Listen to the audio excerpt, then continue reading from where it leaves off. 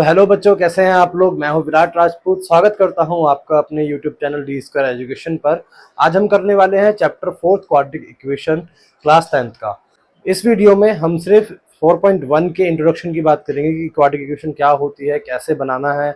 तो अभी हम जानेंगे क्वाड्रेटिक इक्वेशन होता क्या है। देखो, हम सब ने पहले एक चैप्टर पढ़ा है पॉलिनोमियल, है ना, पॉलिनोमियल। अब पॉलिनोमियल का मतलब क्या था, बहुपद।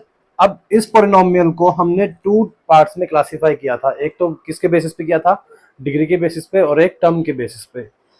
तो अभी हम बात करेंगे किसके बेसिस पे, डिग्री के बेसिस पे, जो हमने क्लासिफिकेशन करी थी, ठीक है ना। उसमें कितने पार्ट्स थे पॉलिनोमियल के, अगर डिग्री 1 हो तो उसको बोलते हैं क्या, लीनियर इक्वेशन। अगर हाईएस्ट डिग्री 2 हो तो उसको बोलते हैं क्या, क्वाड्रेटिक। और अगर हाईएस्ट डिग्री 3 हो तो उसको क्या बोलते हैं, क्यूबिक।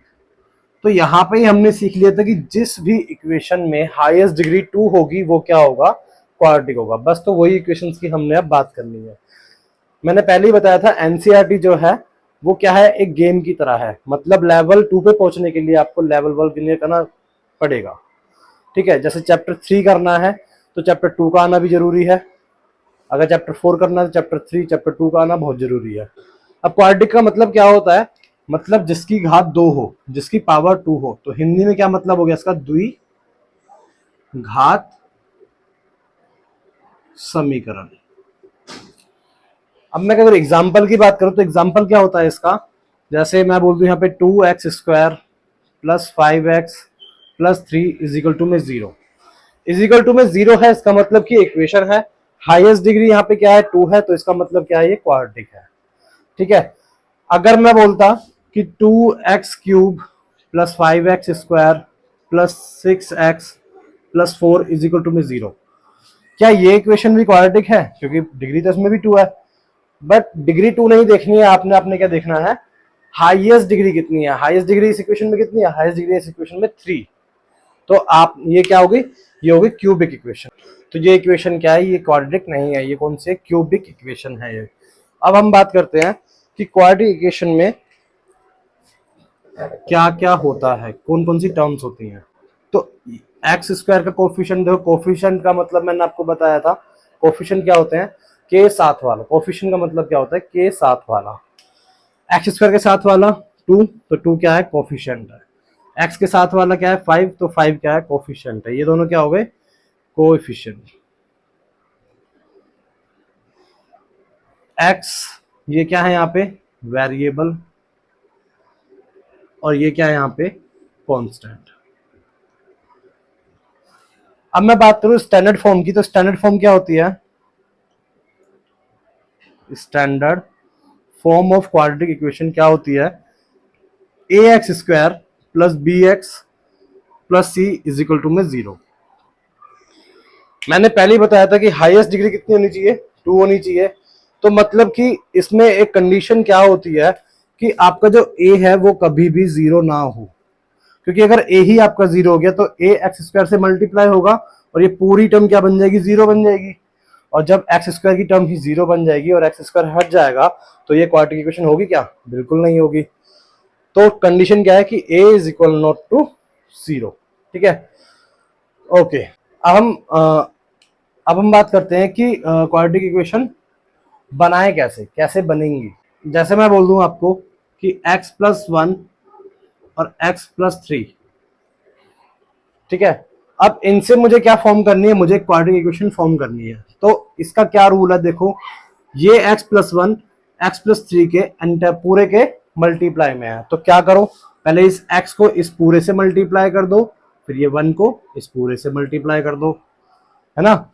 इस x को इस पूरे से मल्टीप्लाई करेंगे तो क्या आएगा, x को x से मल्टीप्लाई किया x², x को 3 से किया तो 3x, 1 को x से करेंगे तो x, 1 को 3 से किया तो 3। अब इसमें सॉल्व क्या हो सकता है, x वाली टर्म सॉल्व हो सकती है, तो x² प्लस ये क्या हो जाएगा 4x प्लस 3। तो ये क्या बन गई, हमारी क्वाड्रेटिक इक्वेशन बन गई। हमें इसी तरीके से क्वाड्रेटिक इक्वेशंस को फॉर्म करना होगा। जैसे मैं बोल दूं x+2 का होल स्क्वायर, इसको सॉल्व करो, तो ये इसमें पहले ये पता करना है हमको कि कौन सी आइडेंटिटी इसमें लग रही है। आइडेंटिटी मतलब कि कौन सा रूल इसमें लग रहा है। तो इसमें मुझे साफ साफ दिख रहा है कि ए प्लस बी की होल स्क्वायर का फॉर्मूला लग रहा है ना। तो क्या होता है ए प्लस बी की whole square, A square plus B square plus 2ab। तो लगाओ इसमें, एक्स का स्क्वायर क्या हो जाएगा, एक्स स्क्वायर प्लस बी का स्क्वायर क्या हो जाएगा 4 प्लस 2 इंटू ए इंटू बी, 2 2 जा 4 और x। इसको सीधा कर दो अब, मतलब एक्स स्क्वायर के बाद क्या आती है एक्स वाली टर्म, मतलब बी एक्स। तो 4x प्लस सी मतलब क्या 4 इज इक्वल टू में 0। ठीक है, अब ये हमारी कौन सी फॉर्म बन गई, ये हमारी क्वाड्रेटिक इक्वेशन की फॉर्म बन गई। देखो कैसे, हमारी स्टैंडर्ड फॉर्म क्या होती है, A X square plus B X plus C is equal to में 0। इस इक्वेशन में ए की वैल्यू क्या है, ए है यहाँ पे 1, बी कितना है, देखो इससे मैच कर रहा है ना, बी कितना है 4 और सी कितना है यहाँ पे, सी भी है 4। तो बेसिक सबसे इंपॉर्टेंट चीज क्या है कि हमको एक स्टैंडर्ड फॉर्म याद रखनी है। ठीक है, और जो भी हमें दिया गया होगा सिंप्लीफाई करके उसको हमने अपनी स्टैंडर्ड फॉर्म में कन्वर्ट करके क्वाड्रेटिक इक्वेशन बनानी है। ठीक है, तो बढ़ते हैं अपनी एक्सरसाइज 4.1 की तरफ। तो कुछ बेसिक आइडेंटिटीज और होती हैं, हमको उनको भी याद करना होगा। जैसे आइडेंटिटीज, जैसे कहीं पे आ गया आपका ए प्लस बी की होल स्क्वायर का, कहीं पे देखिए आपको ये रूल लग रहा है, तो इसका फॉर्मूला आप सभी को पता है क्या होता है, A square plus B square plus 2ab।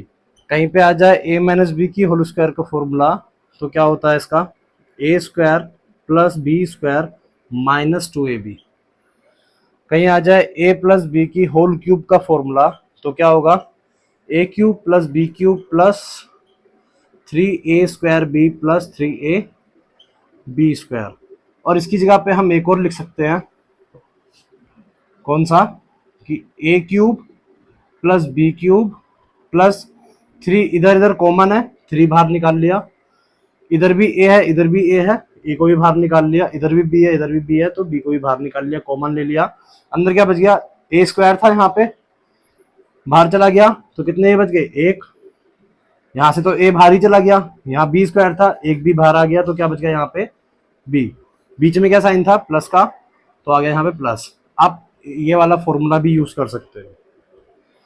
ठीक है, अगर कहीं पे आ जाए ए माइनस बी की होल स्क्वायर का, सॉरी होल क्यूब का, तो क्या होता है, A cube minus B cube minus 3a square B plus 3ab square.